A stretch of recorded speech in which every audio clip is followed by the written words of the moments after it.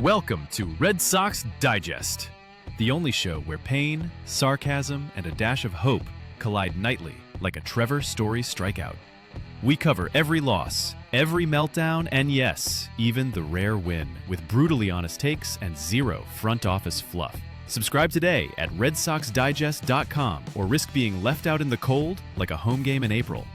And now, here's the crew at Red Sox Digest. Good evening and welcome to another edition of Red Sox Digest Live. I'm your host, Jim Delfino, and I'm joined together with my co-host, Thayer Doyle and Curry Mitchell. The Boston Red Sox lost 2 out of 3 to the Toronto Blue Jays and now sit at 41 and 44 for their record on the season. And we're here to break everything down. If you've got a take or a comment, please feel free to drop it in the chat. Thayer, let's start with you. What are your reactions to this weekend series? Content. I understand where we're at now. The ownership is not interested in winning. They're happy with being mediocre. When we start a lineup that includes Gonzalez, Sogard, and Eaton in a must-win game in an important series, it doesn't tell me a whole lot. When they're going to start Walker Buehler, even though his last number of outings have been terrible, and you have your Crochet ready to go on what would be his regular day of rest. Nope, let's push him back, let him pitch against the Reds. They're not interested in winning, so they're just going to continue doing what we're doing, and that's what we see. Bad base running. We have squanders up and down the board. Even yesterday when they scored a lot of runs, they had an opportunity to score even more, and that's what we're seeing from this team. Curry, your reactions? The only bright spot was the second game. First game, they looked terrible. Today, it started off like they were going to have a good game, and then they just completely jumped off a cliff. Buehler walking in runs. It was just a terrible outing. And I don't know. I think Giolito and Crochet have found it. Now Bayo's looking like he's trending upwards. I think Buehler is really the odd man out. I think when Kyle Harrison does come up, he will pretty much push Buehler out. And then at that point, do you DFA him, which I think might be the route they go, or try to trade him? Either way, I think Buehler is near the end of his Red Sox tenure. Yeah, it's some good points. I don't necessarily know you could trade him unless there's another team that really feels that they can unlatch something. And of course, let's not forget that we have the best pitching coach in the history of baseball in Andrew Bailey. So if he can't fix him, then how could anybody else fix him? As far as DFAing him, I don't know if the Red Sox are going to just want to eat that money. I have a feeling that they might do a phantom injury again, get him back on the IL and kind of Yoshida him and have him just become a AAA starter for the rest of the season. I don't see how you could keep him in this rotation any longer. Obviously, you lost 5-3. He was responsible for 4 earned runs. And again, they were teeing off on him in the first inning. Thayer, go ahead. Sort of what we were talking about, this idea of, starting off with the strikeout in the first inning. And then, we were talking about at least they were solo home runs because he wasn't walking people. Had a decent second and third inning. And after the last start where he had that atrocious first inning, they talked about how he sort of found it in the next couple of innings. And they thought maybe he had worked it out. He pitched well into the second and the third. And then you have 2 quick outs. You have the base hit that could be an error, that might not be an error. And then suddenly you're dealing with, him walking people, walking in runs. It just became atrocious. And that's what they're getting. And then offensively, they just have no approach. This inability to score runs when they need to. And even in the last inning, if you look at it, after 2 outs, what does Gonzalez do? He swings at the first pitch. You're down 2 runs and he's swinging at the first pitch. Yeah, that's what happens when you have a team full of guys that are backups. I've said it 1,000 times. I do want to switch gears a little bit, talk a little bit about last night's game, then we'll go back to tonight's game and then preview the Cincinnati Reds series. But getting to a positive note, which is something I haven't been able to do much with this Red Sox team this season. A 15-1 ball game. Obviously, it was started by Lucas Giolito. On the last podcast, I had said that there was no way they were going to win this game. I'll happily take the L on that. But again, if you were a betting man, I think anybody would go with Chris Bassett before they would go with Lucas Giolito. But He looked great. 7 innings, 6 hits, 1 walk, 1 run, no earned runs, 5 strikeouts. Curry, what are you seeing in Giolito? Do you think we can count on him for the rest of the season, or is this just a diamond in the rough right now? Well, I think all year you saw that one start that he's dominant, and then the next start he was not. Then it kept going that 1-1. I think he had that really bad start where he just got hammered, and then he pretty much just said, "Screw this, I'm gonna figure this out." And ever since then, he has just trended dominance. I think he's given the last 4 games, he's given up like 3 runs, elite pitching, and he's the number 2 that a lot of people thought when we signed him 2 years ago, whatever it was, what we were possibly going to get. And just for the record, I did pick Giolito over Bassett the other day. Gonna throw that out there. But Giolito, he's commanding that fastball, and it's making everything else look better. And that's the problem. Crochet commands the fastball, makes everything else look better. Bayo is starting to slowly trend that way, where he's starting to command the fastball, makes everything look better. Buehler is not. He has no command of the fastball, and that's why he keeps trending downward. But like I said, I think Giolito's our number 2 right now. And I think it's going to trend that way and continue. He might have a bad start here and there, but I think for the most part, the rest of the year, we're going to get a pretty good starter. Yeah, I mean, Thera, what's your reactions? Do you think we can trust Giolito for the rest of this season? I think we're going to be able to trust him to be a above average pitcher. Like Curry's saying, he's working off the fastball. He's a true professional. We saw that yesterday. Even though he had a big lead, he wasn't nibbling. He wasn't working to the corners. He was just going at guys. And that's the key. He has the ability to pitch ahead, and that makes all the difference in Major League Baseball. When you're pitching from behind, like we saw with Buehler, you're in a lot of trouble. When you're pitching ahead, it's a whole different game. Yeah, I totally agree with that. And I also think, too, has he been kind of not going with Andrew Bailey's and Craig Breslow's spin tactics? It seems like he's throwing more fastballs and he's getting a little bit more consistent in the mid to upper 90s. It seems like he's not spinning the ball as much as he did before. Is it just me, or have you guys seen that as well? I think to Curry's point, he's working the fastball more often. He's working towards it early in the counts. I think he's getting healthier. He's coming off of an injury, and it's taking him a while to develop his arm strength, and I think the confidence goes along with it. That's an important part for him. Yeah, totally agree. Switching gears a little bit, Roman Anthony was 3 for 6 yesterday. So 3 hits, a 2-run score. Today, 2 hits and 4 at-bats. He did have a strikeout. But that is 5 hits in 2 games. I know it was a slugfest yesterday, but what are you seeing from Roman Anthony that we didn't see maybe even last week? Anything that you've noticed, or is he just getting more comfortable, being in the majors? Or you want to take that one? Of both. Yeah, I think it's a mixture of both, because if you looked, even when he wasn't getting hits, he was making solid contact. He was just getting very unlucky where they were going. So now you're seeing that same solid contact, but he's putting it, he's elevating a little bit better. This is what he did in AAA.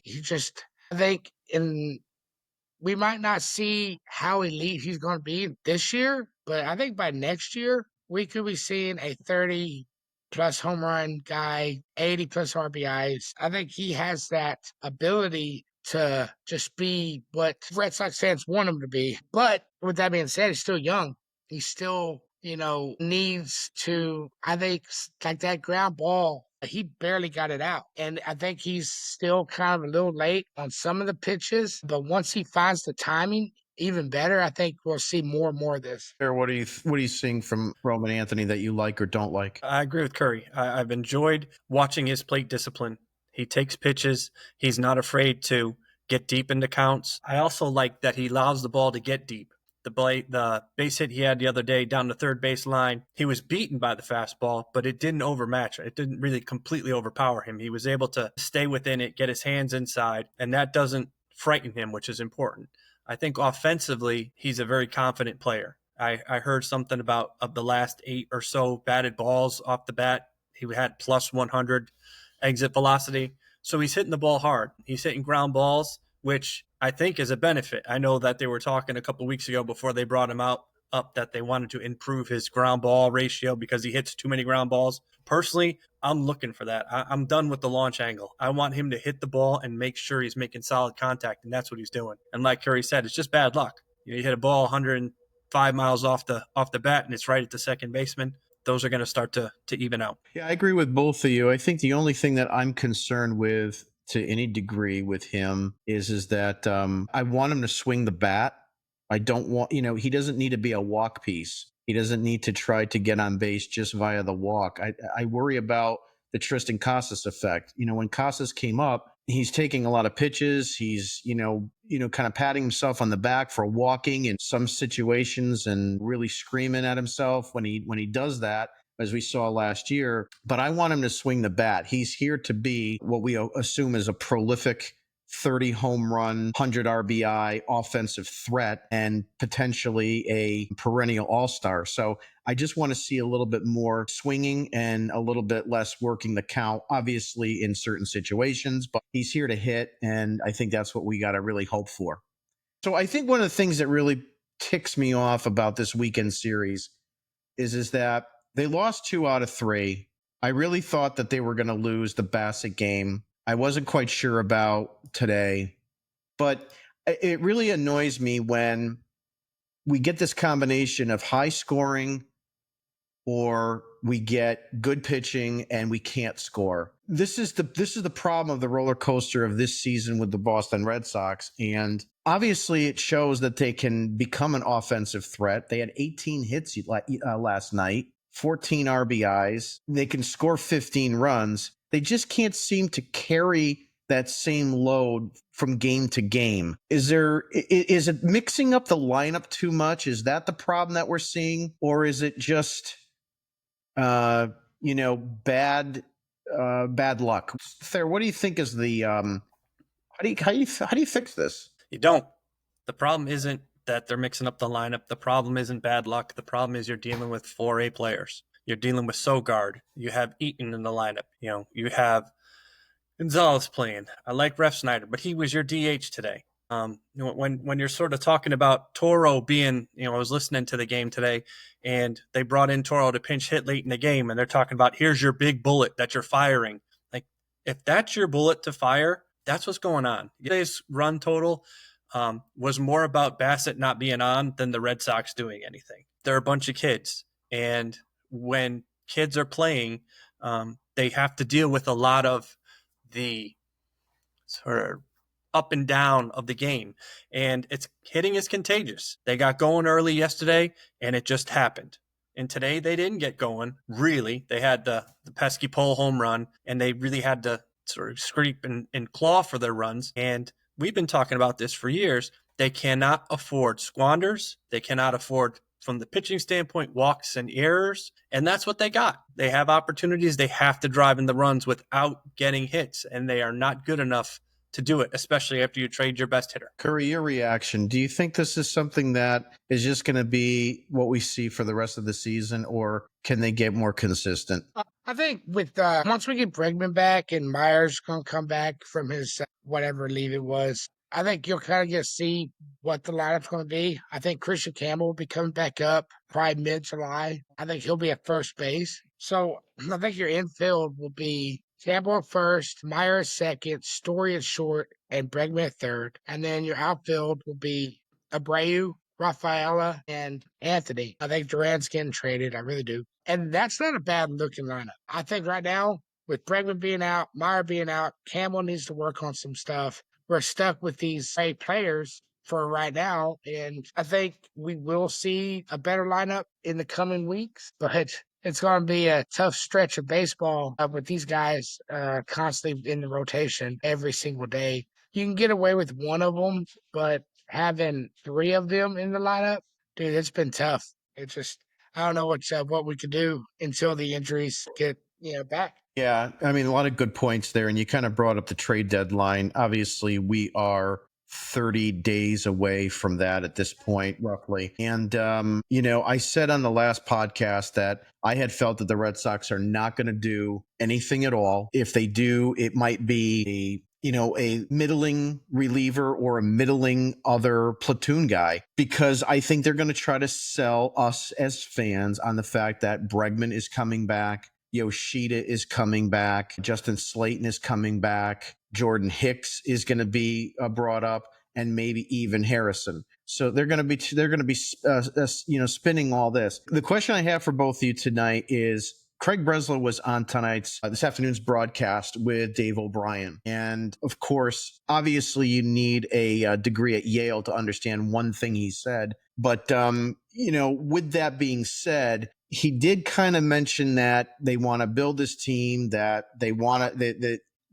getting rid of the money from Rafael Devers does not, stop them from wanting to spend the money elsewhere. Let me get this. You start first. Do you think we're going to see any potential move or something that's more like a blockbuster Dave Dombrowski, Theo Epstein type move, or is it going to just be a bunch of nothing? I think it's going to be a bunch of nothing. I don't believe a word that they're saying. The Devers trade in and of itself was clearly a money dump.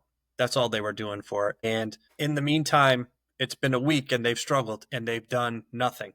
They haven't talked about anything. They haven't tried to do anything. Duran has to be traded before too long. I worry that they're going to ruin Duran's trade value by keeping him here until the deadline, because he self-admittedly said he's pressing. He's pressing and he's not going to be successful when he does that. So that's only going to hurt his value. I think they are going to simply say, as they have in the past, let's wait for the trade deadline. Well, what have we seen since the trade? They've won 2 games. I think we're going to see their sort of standings plummet, and they're going to say, well, it's not worth doing anything this year. Let's work for 2026. The moves you're going to see are going to be things that jettison professional players. The Chapmans are going to go. The Durans are going to go. And I wouldn't be surprised if Refsnyder goes. And they're going to bring back guys that are potential. Nothing that's going to be of any note that's going to help the 2025 Boston Red Sox. As I said at the beginning, I'm content. I know where they stand now. They are not interested in winning this season. So let's see what goes on next year. And I hope the kids develop a little bit. What do you think about the trades, potential trade options? Well, I think Durant's going to be traded. I lean towards him being traded to the Phillies. For what? I don't know. I honestly don't know what the Phillies are willing to give up.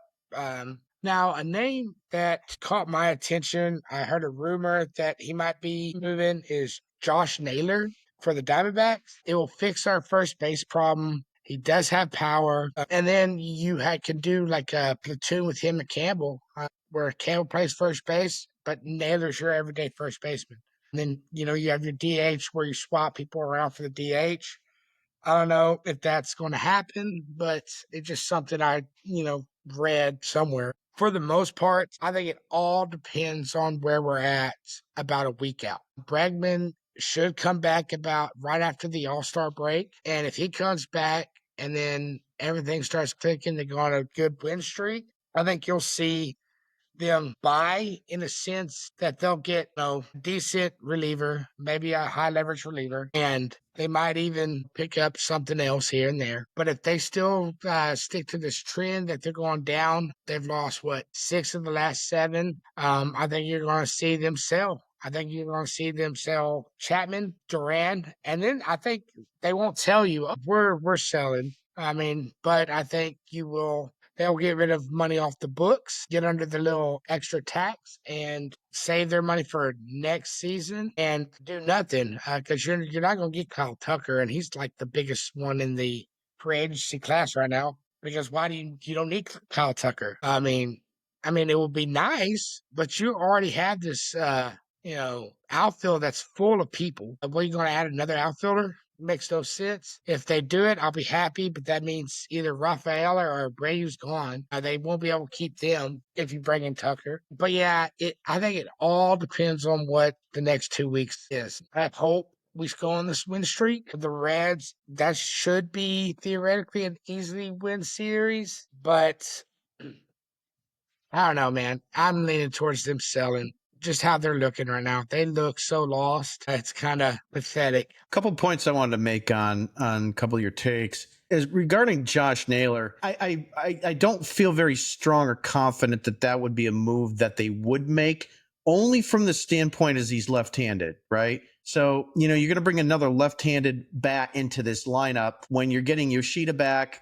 you're going to have, Abreu in your lineup. I mean, maybe if you move Duran because it's one less, but I just think that they probably want to get a little bit more right-handed because, they've got all these lefties. And then when you get Meyer back and you have Anthony, I have a hard time seeing that move. The other thing with Kyle Tucker, he's an unbelievable talent.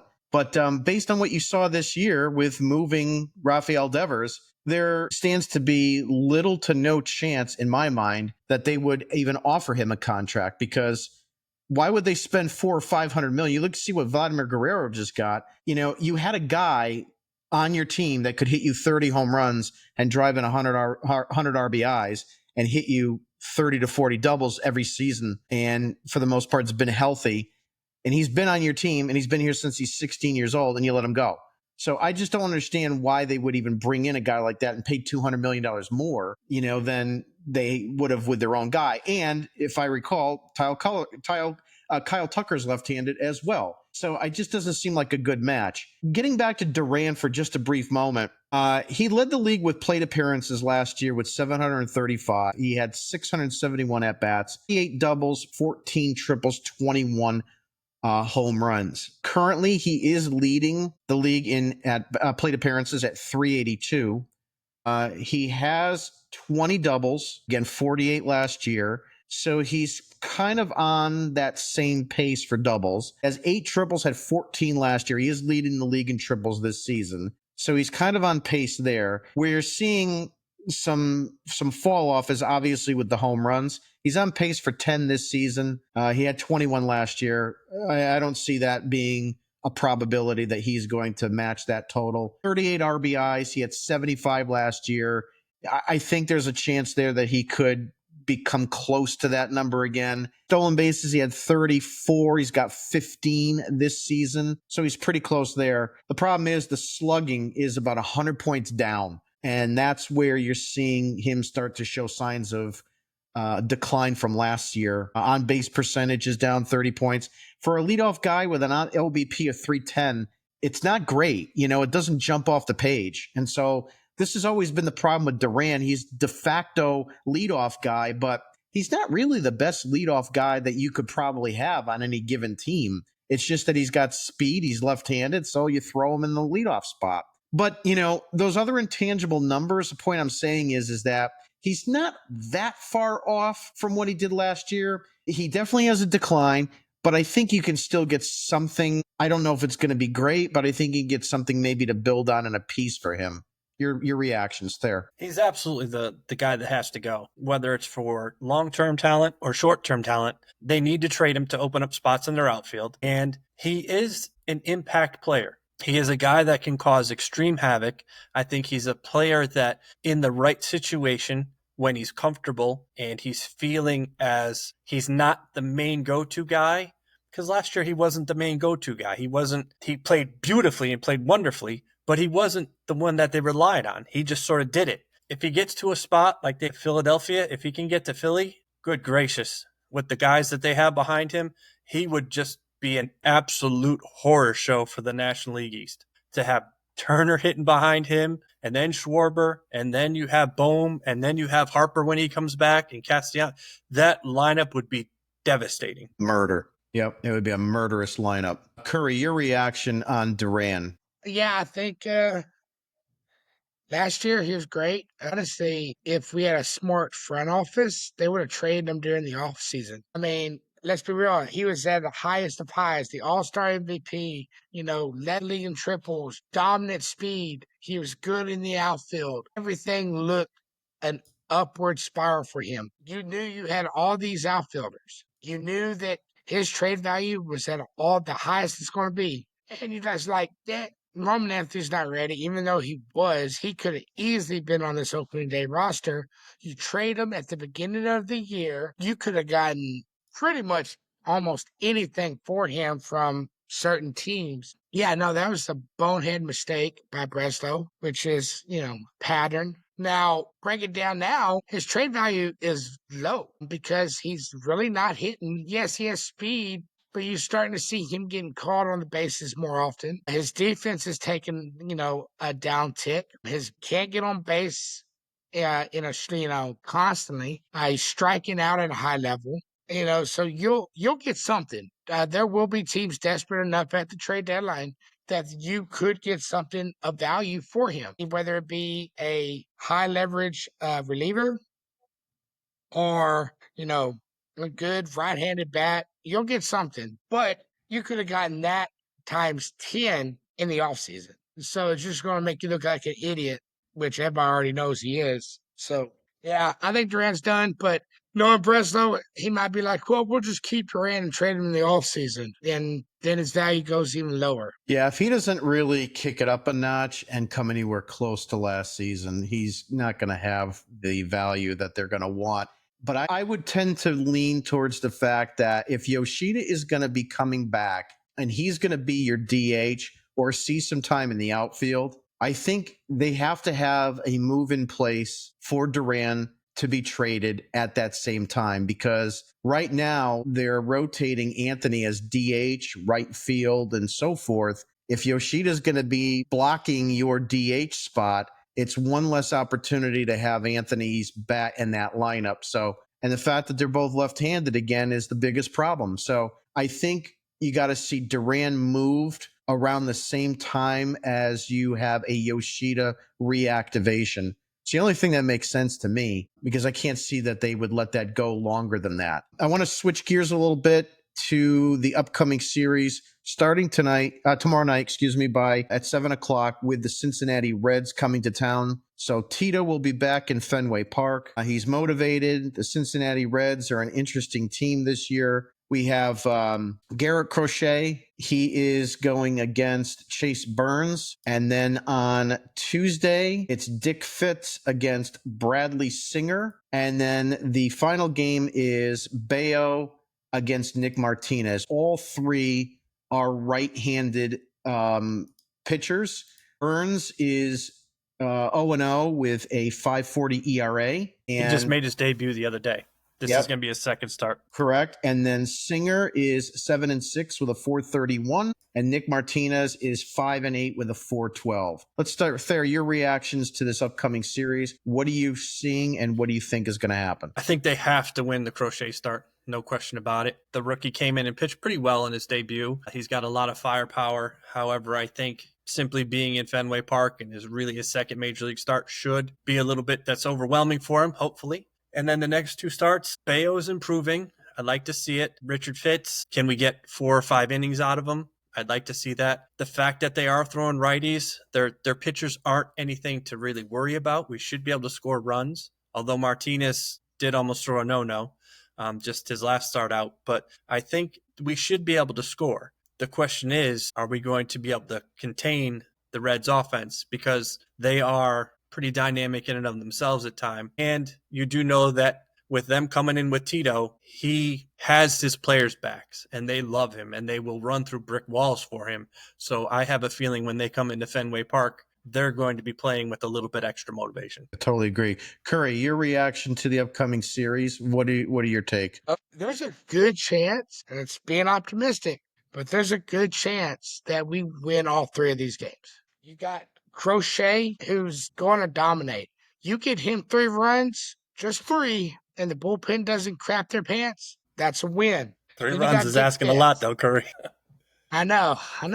True. But the Reds aren't going to get 1, maybe 2. So you get 3 runs. I think they could do it.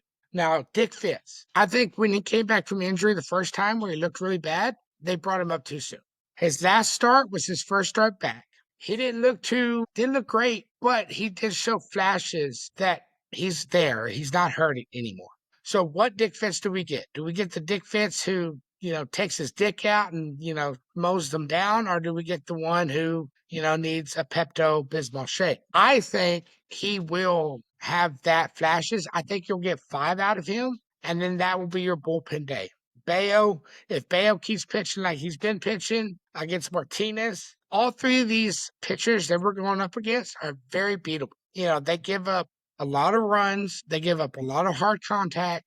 So this series could be a sweep. Of course, I'm going to say we win 2 out of 3, but I would not be surprised if we sweep them. Yeah, I know, Curry. Need our bats to come alive. I know you're the optimistic guy of the bunch. I'd like to be too, but I think first of all, you got to win the crochet game, as you've both have mentioned. If you don't win that, it's a disaster just to begin with. As far as sweeping, I mean, anything can happen, right? I think the best that you might get is 2 out of 3, but I'm banking on if Crochet throws like he has been, and they have enough offense. Obviously, it's not a rocket science to figure that one out. Yeah, they can win that game. The best I think they're going to do is 2 out of 3. I don't think they're going to be a sweep. I think Francona is going to be very motivated, as Thayer said, to have his players really play hard. But the other thing to consider here is it's really all about, making sure that you neutralize De La Cruz. I mean, he is their best player. He's going to cause havoc on the bases.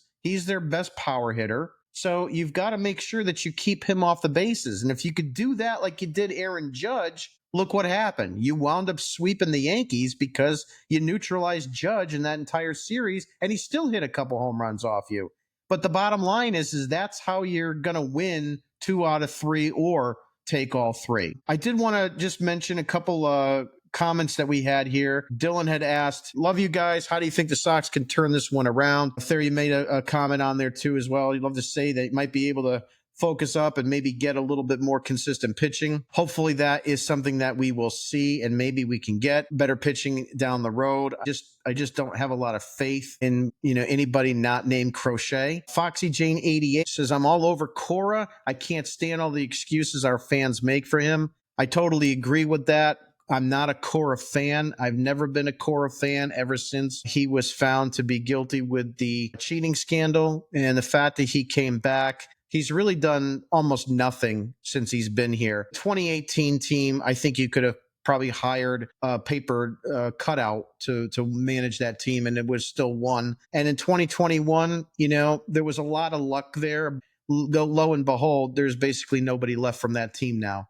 So there wasn't a lot of desire to keep that group together. As she also writes in and says, need Bregman so bad.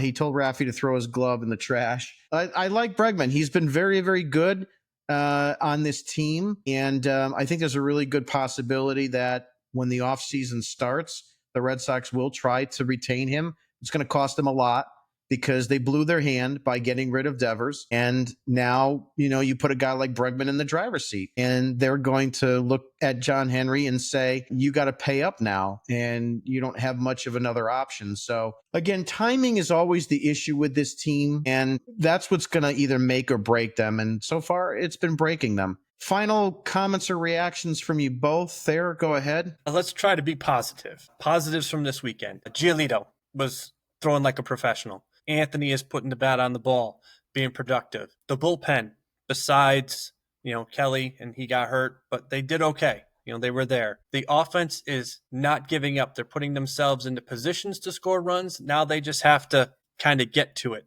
I heard a comment from Duran talking about his at-bats, and I really like this idea, and I sure hope it comes to it, that he gets 600 at-bats a year, and Cora said, some of those are mine, meaning the team. I need the team to take more of those at-bats, and when they do, I need the players to do the right thing. Instead of hitting a pop-up with a man on second and third and 1 out, hit a ground ball to second base. Stop trying to leave the yard, just drive in a run. That's all you need to do. Be productive, do the right thing. Don't drag the bunt, just drop the bunt down.